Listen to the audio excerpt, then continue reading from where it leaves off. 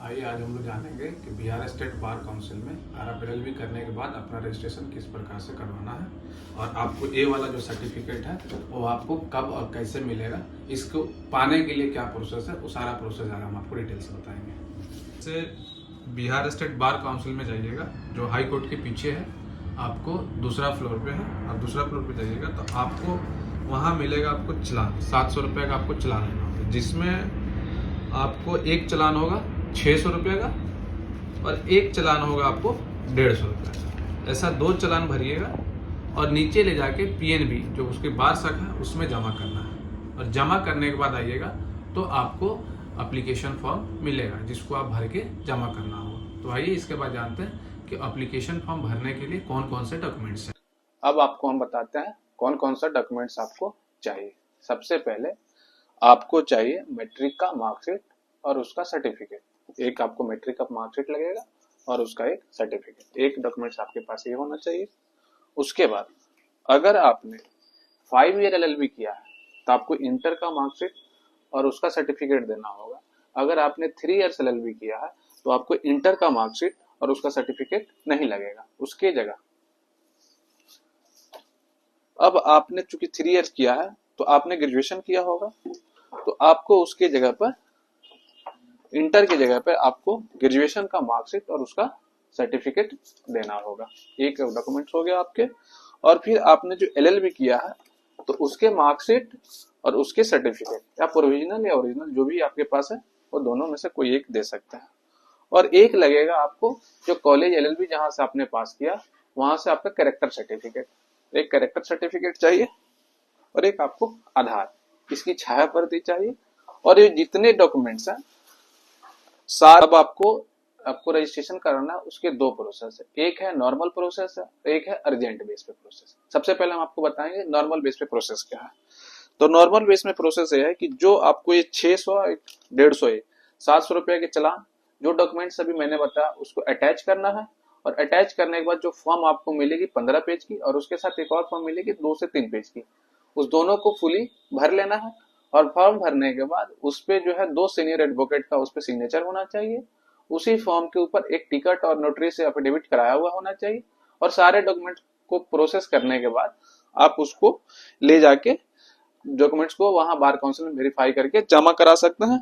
और जमा कराने के बाद आपको फाइनली एक रसीद ये मिलेगा और आपको एक इनरोलमेंट जो आप फॉर्म जमा किया उसमें से एक स्लिप आपको काट के मिलेगा। ये स्लिप होगा आपको फॉर्म जमा करने के बाद। इसको लेके आप 1.5 से 2 महीने बाद आइएगा तो आपको सर्टिफिकेट जो है वो मिल जाएगा। लेकिन अगर आप अर्जेंट बेस में कराना चाहते हैं तो आपको 11,000 का चालान आपको भरना पड़ेगा।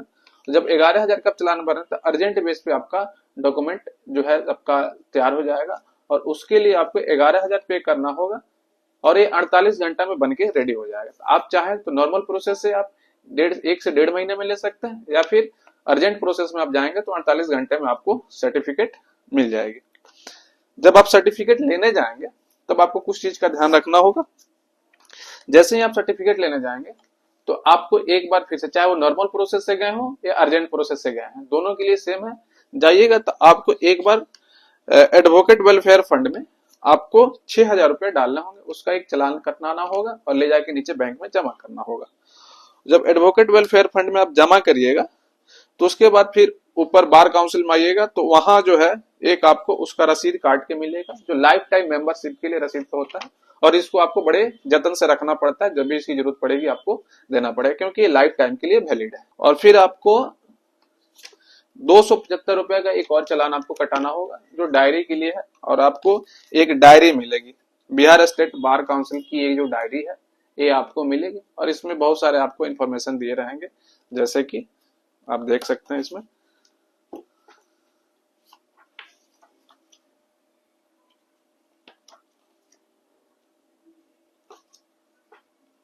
ऑनरेबल सुप्रीम कोर्ट जज, बार काउंसिल से जो भी मेंबर जुड़े हुए हैं, जितने भी सीनियर मेंबर्स हैं उनके नंबर, बहुत सारे चीज इसमें रहेंगे।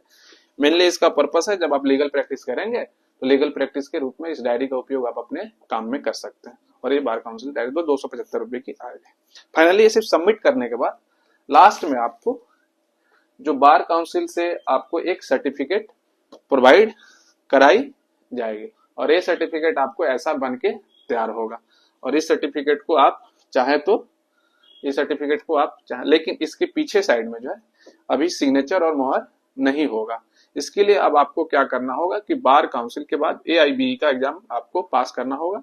अब जब AIBE का एग्जाम आप पास करेंगे उसके बाद फिर से इस डॉक्यूमेंट को ले जाके वहां बिहार स्टेट बार काउंसिल में जमा करेंगे और फिर इस पे सिग्नेचर और मोहर हो जाएगा। ये अभी प्रोविजनल रूप से आपको प्राप्त होगा। इसके साथ आपको आइडेंटिटी कार्ड भी मिलेगा। तो अर्जेंट वाले प्रोसेस में आइडेंटिटी कार्ड थोड़ा सा 10 से 15 दिन समय लग जाता है, लेकिन आपको लाइसेंस मिल जाता है। आइडेंटिटी कार्ड आपको 10 से 15 दिनों में मिल जाएगा।